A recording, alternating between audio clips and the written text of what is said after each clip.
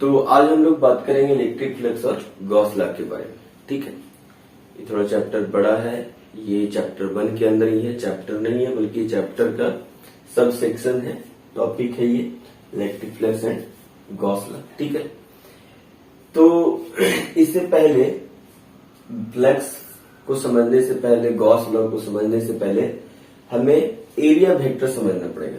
ठीक है, तो हम लोग एरिया वेक्टर के बारे में चर्चा करेंगे। ठीक है, तो सबसे पहले हम लोग एरिया वेक्टर की बात करेंगे। तो चलिए शुरू करते हैं एरिया वेक्टर। उससे पहले जो भी नए बच्चे हैं चैनल को सब्सक्राइब कीजिए, लाइक कीजिए ज्यादा से ज्यादा। तो मैं सत्येंद्र कुमार अपने चैनल एजुकेशन इंजन पर आप लोग का स्वागत करता हूं। तो चलिए हम लोग शुरू करते हैं एरिया वेक्टर। ठीक है, एरिया वेक्टर। तो अगर इलेक्ट्रिक फ्लक्स समझना है तो सबसे पहले एरिया वेक्टर समझना पड़ेगा, और जब तक हम लोग फ्लक्स नहीं समझेंगे तब तक गॉस लॉ हम लोग नहीं समझ सकते। ठीक है, तो ये स्टेप बाय स्टेप है। सबसे पहले हम लोग को एरिया वेक्टर समझना पड़ेगा कि व्हाट इज एरिया वेक्टर। तो अभी तक हम लोग एरिया के बारे में जानते हैं, रेक्टेंगल का एरिया होता है L इंटू बी, स्क्वायर का एरिया होता है साइड का स्क्वायर, ट्रायंगल का एरिया होता है 1/2 बेस इंटू हाइट, है ना। तो एरिया के बारे में जानते हैं, लेकिन हमको क्या पढ़ना है, एरिया वेक्टर। अब जो टर्म आएगा वो एरिया वेक्टर होगा। ठीक है, एरिया वेक्टर। ठीक है, तो मान लेते हैं, सपोज करते हैं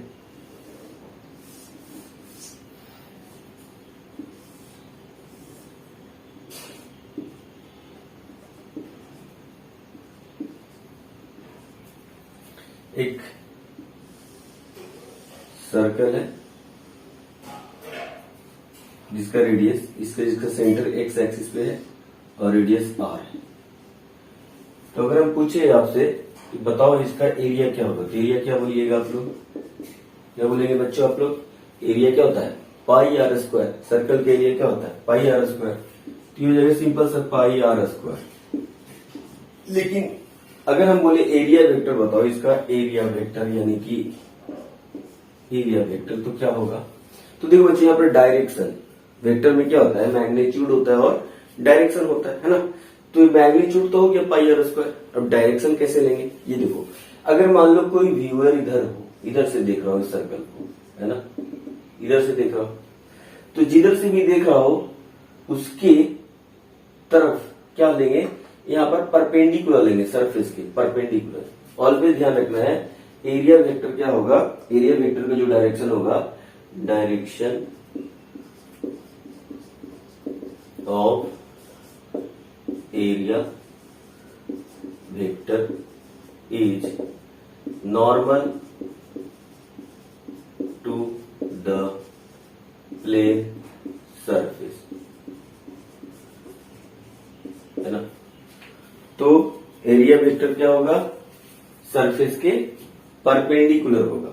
एरिया वेक्टर का डायरेक्शन सरफेस के परपेंडिकुलर। तो इस सरफेस के परपेंडिकुलर इस डायरेक्शन में यानी एक्स एक्सिस की तरफ। अगर ये व्यूअर इधर है तो क्या लिखेगा, pi R square into I. Unit vector I अगर हम यहां लगा दें, इसे गुना कर दें, मल्टीप्लाई कर दे, तो क्या हो जाएगा, इस वेक्टर का डायरेक्शन एक्स एक्सिस के लंब होगा। अगर ये आदमी इधर से देखा होता, है ना, तो इस पर नॉर्मल खींचेगा, इस सरफेस पे नॉर्मल, क्योंकि एरिया वेक्टर का डायरेक्शन क्या होता है, सरफेस के perpendicular, normal to the surface, है ना। नॉर्मल टू द सरफेस, तो इधर से ये देखेगा, तो इसके लिए एरिया क्या होगा, एरिया वेक्टर इसके लिए क्या लिखेगा, ये पाई आर स्क्वायर माइनस आई, है ना। तो एरिया वेक्टर यहाँ पॉजिटिव भी हो सकता है, नेगेटिव भी हो सकता है, डिपेंड करता है हम किधर से देख रहे हैं।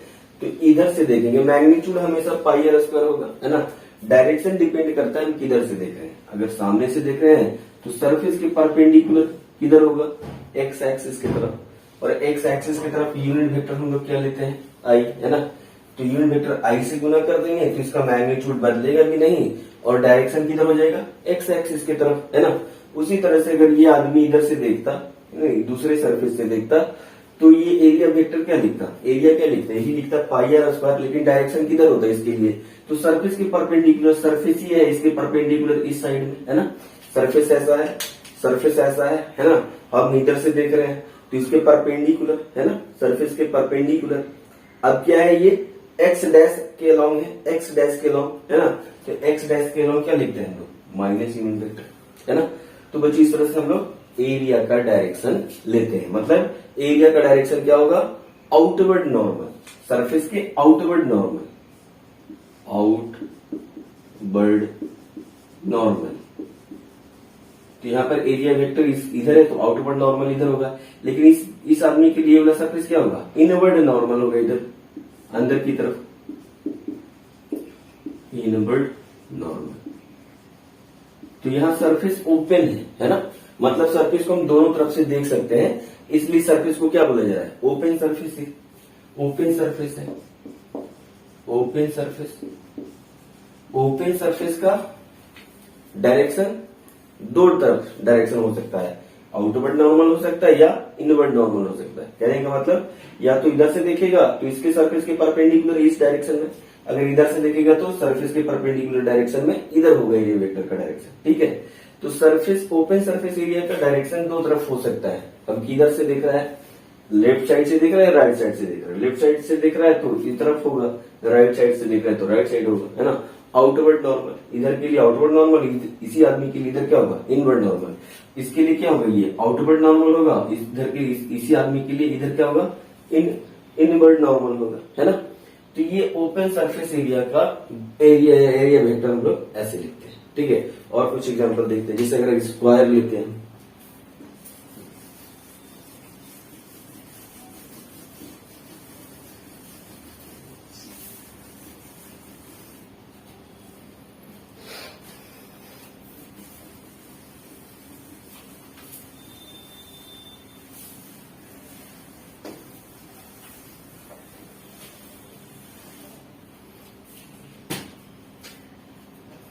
तो ओपन सरफेस एरिया में क्या आ सकता है, बहुत सारा एरिया आ सकता है।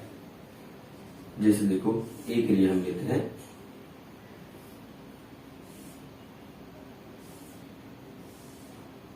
ये इधर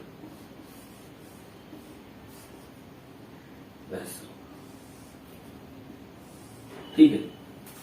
मान लेते हैं एक्स प्लेन, एक्स है ये, वाई है और ये जेड प्लेन। तो ये जो एरिया है मेरा किस प्लेन में, ये एक्स जेड प्लेन में, इधर है एक्स जेड प्लेन में। मान लेते सारा साइड इसका ए है, स्क्वायर है और चारों साइड क्या होगा, बराबर होगा, ए होगा, है ना। तो इसका एरिया क्या हो जाएगा, एरिया का मैग्नीट्यूड होगा साइड का स्क्वायर। लेकिन एरिया वेक्टर लिखेंगे तो क्या लिखेंगे, एरिया वेक्टर किधर से, अगर कोई ऊपर से देख रहा है ना, अगर कोई ऊपर से देख रहा है ऐसा, तो इसके लिए इस सरफेस पे नॉर्मल किधर होगा, ऊपर की तरफ, है ना। सरफेस के नॉर्मल ये होगा, तो ये एरिया वेक्टर क्या लिखेगा, ये आदमी ये लिखेगा ए स्क्वायर मैग्नीट्यूड, डायरेक्शन इसके लिए किधर होगा, बाई एक्सिस के लॉन्ग। तो बाई एक्सिस के लॉन्ग ये यूनिट वेक्टर से गुना कर देगा जे से। अगर ये आदमी नीचे आ जाए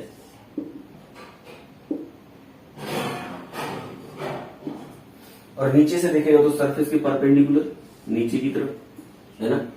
तो ये डायरेक्शन क्या लिखेगा, एरिया वेक्टर क्या लिखेगा इसके लिए, इसके लिए एरिया वेक्टर हो जाएगा magnitude A square, direction by dash के लॉन्ग यानी माइनस जी, है ना, यानी माइनस ए स्क्वायर यूनिट वेक्टर जी, ठीक है। लेकिन अगर यहीं पर इसी प्लेन में ऐसा होता है एरिया वेक्टर, यानी ये by Z by X by plane में, है ना। तो अगर कोई इधर से देखता तो आउटवर्ड नॉर्मल इधर इस डायरेक्शन में, इसके सरफेस के परपेंडिकुलर ऐसा हम इधर दिखा रहे, ठीक है। किधर, जेड एक्सिस की तरफ, इधर लेते parallel,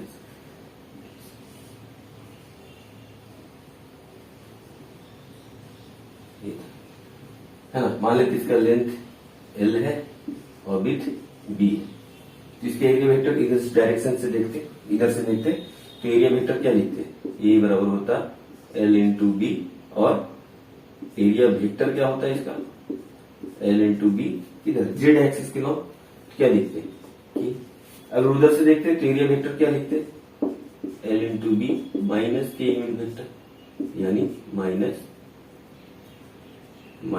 L B into a unit vector. इस तरह से बच्चों ओपन सरफेस एरिया लिखते हैं हम लोग, ऐसा लिखा जाता है। ठीक है, अभी सरफेस एरिया क्लोज भी हो सकता है ना। क्लोज सरफेस एरिया मतलब क्या, 3 डायमेंशनल। एक्चुअली ओपन सरफेस कैसा सरफेस है, 2 डायमेंशनल, 2D एरिया भी बोलते हैं इसको, 2 डायमेंशनल एरिया। अब हम लोग 3 डायमेंशनल एरिया की बात करें, मतलब क्लोज सरफेस एरिया। ये भी तो ओपन है, दोनों तरफ से देख सकते हैं। अब ये बंद हो जाएगा तो हमको सिर्फ एक ही डायरेक्शन में दिखेगा। तो 3D एरिया या क्लोज सरफेस एरिया का जो डायरेक्शन होता है वो हमेशा एक ही डायरेक्शन होगा। वो किधर होता है, आउटवर्ड नॉर्मल, जिधर से वो दिखता है। वो बंद हो गया तो अंदर से देख नहीं सकते, तो हम बाहर से ही देखेंगे। तो बाहर से देखेंगे तो डायरेक्शन एक ही डायरेक्शन होगा, आउटवर्ड नॉर्मल, है ना।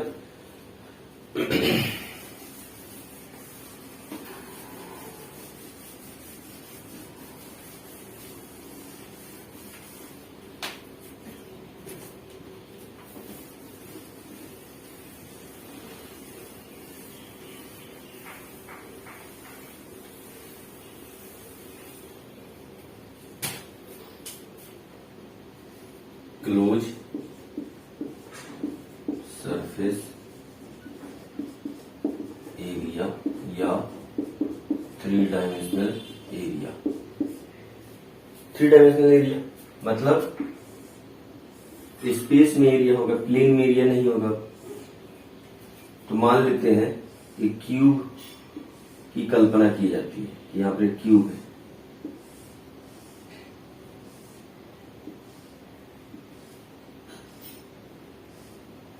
क्यूब का साइड मान लेते ए, तो सबका साइड ये होगा, सारा साइड्स बराबर होंगे। ठीक, इधर एक्स एक्सिस है, इधर वाई एक्सिस है, इधर जेड एक्सिस है। ठीक, ये कैसा एरिया है, सॉरी कैसा सरफेस है, तो क्लोज सरफेस है, 3 डायमेंशनल ऑब्जेक्ट है ना। तो ये चारों तरफ से बंद होगा, क्लोज होगा, इसलिए हम इसको बोलते हैं क्लोज सरफेस एरिया। ठीक है, अब इस क्लोज सरफेस एरिया का अगर हम एरिया वेक्टर लिखें तो इसमें बहुत सारा सरफेस है। यहां देखो कौन कौन सा सरफेस है। पहला सरफेस हम नाम दे रहे हैं, पहला सरफेस 1, ये मान लो दूसरा सरफेस, ऊपर तीसरा सरफेस, नीचे वाला चौथा सरफेस, अंदर वाला 5वां सरफेस और ये वाला छठा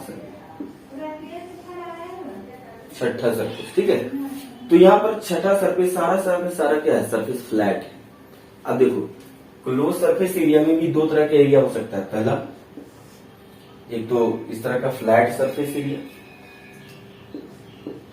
या plane surface area, plane surface हो सकता है। दूसरा कर्व सरफेस हो सकता है, कर्व सरफेस हो सकता है। तो बारी बारी से सबके बारे में बात करेंगे। पहले हम क्लोज सरफेस लिए, कैसा है, प्लेन है। कितना प्लेन है यहाँ पर, 6 प्लेन है, 6 प्लेन, 2 पेयर में अपोजिट एक दूसरे के। तो पहला सरफेस एरिया, अगर इसका सरफेस टोटल सरफेस एरिया लिखने बोले, है ना, total surface area, total surface area. देखो सरफेस एरिया यहाँ पर इसका डायरेक्शन किधर होगा, तो अगर पहला सरफेस की बात करें तो सरफेस ऐसा है। ठीक है, ऐसा है सरफेस, ऐसा, तो इसका एरिया लिखेंगे, क्या होगा, एरिया क्या होगा, साइड ए होगा, ए इंटू ए स्क्वायर, है ना। डायरेक्शन आउटवर्ड नॉर्मल होता है।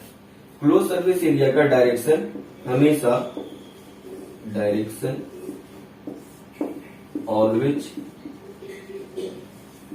आउटवर्ड नॉर्मल, आउटवर्ड नॉर्मल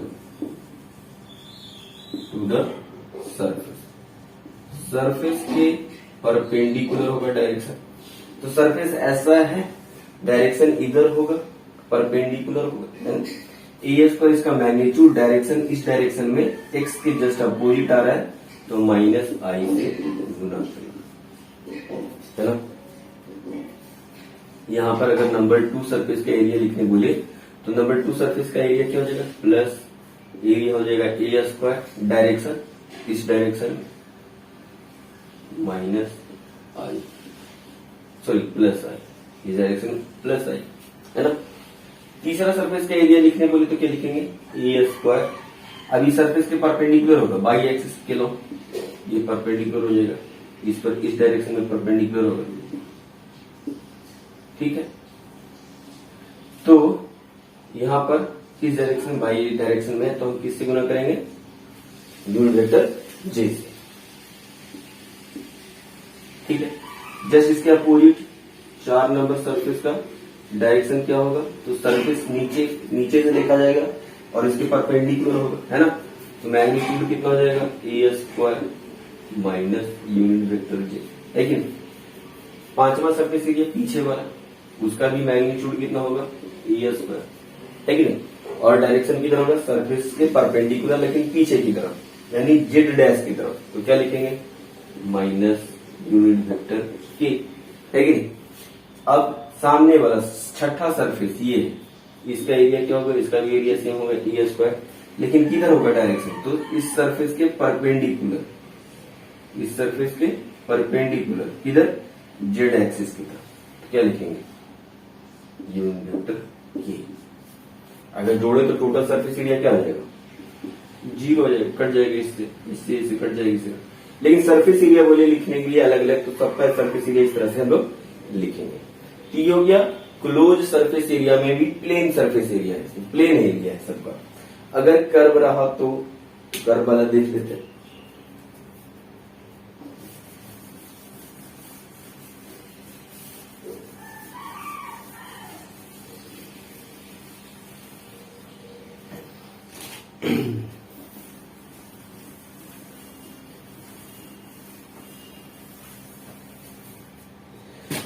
अब हो सकता है कि मतलब कि 3 डायमेंशनल एरिया, कर्व एरिया, है ना सर, पूछ सकते हैं सर अगर कर्व एरिया रहा तो, अभी तक तो फ्लैट एरिया था, कर्व एरिया रहा तो मान लेते हैं कि ऐसा कोई स्फीयर रहा,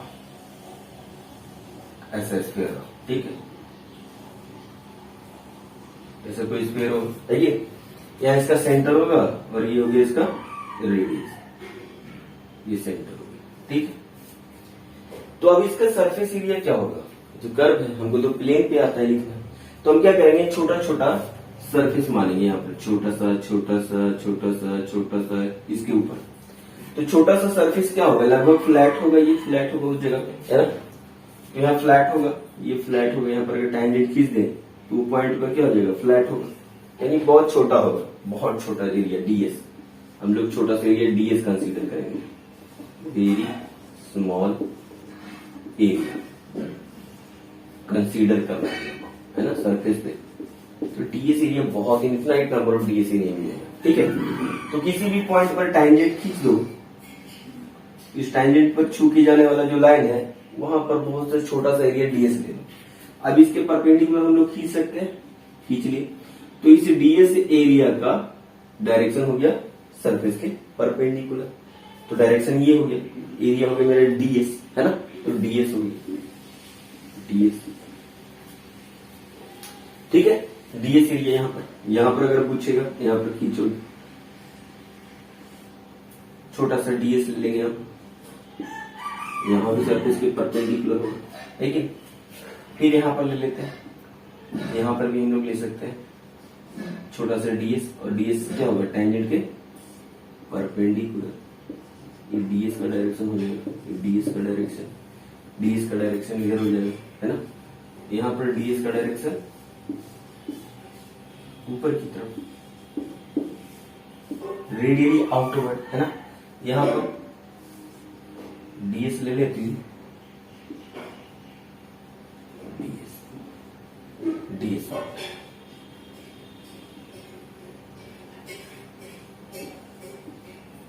डीएस, ठीक।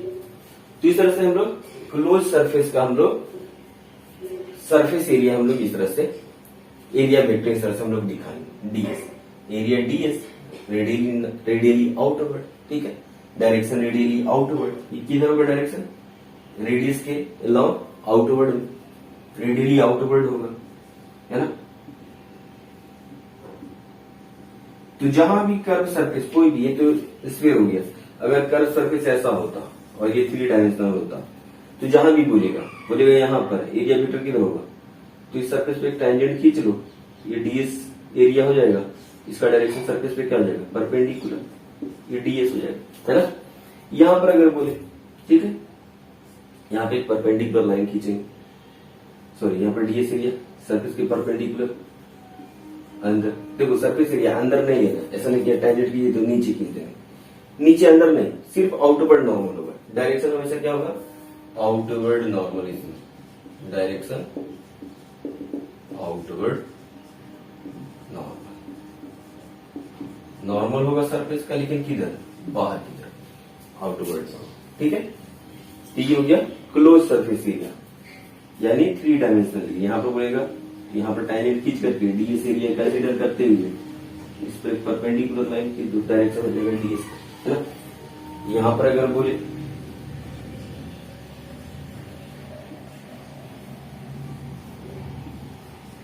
यहाँ पर डीएस एरिया कंसीडर करते हुए यहाँ पर सरफेस के परपेंडिकुलर खींच लेंगे, तो इस तरह से हम लोग डीएस एरिया का, छोटा सा डीएस एरिया का डायरेक्शन निकाल सकते हैं परपेंडिकुलर।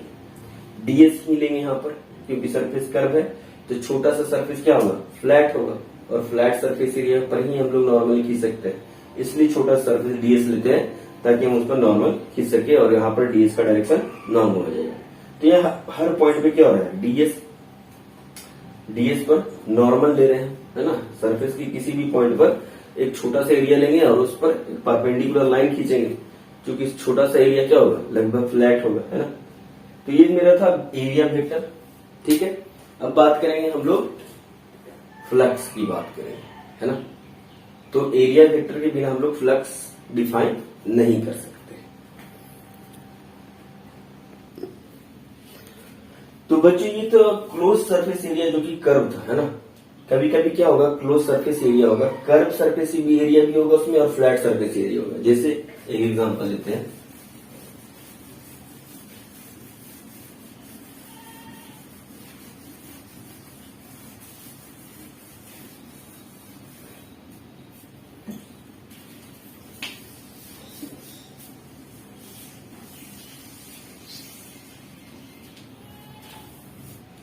मान लेते एक सिलेंडर है, ठीक है।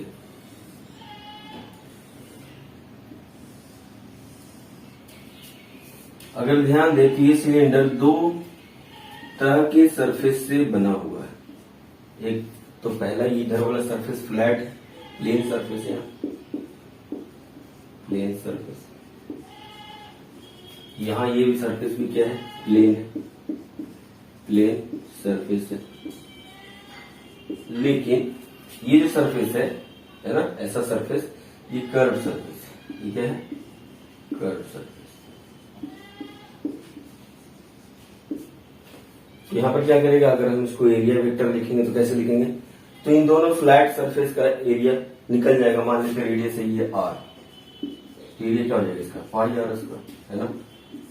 और अगर हम एक्सिस इधर ले ले ऐसा x, और y इधर x डैश हो जाएगा, तो हम माइनस आई सी गुना करेंगे यहाँ।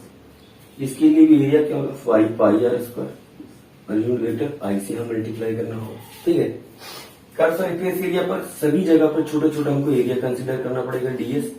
इसका डायरेक्शन क्या होगा, सरफेस के परपेंडिकुलर, ऐसा सबको जोड़ देंगे तो एरिया वेक्टर पता चल जाएगा हमको, ऐसा।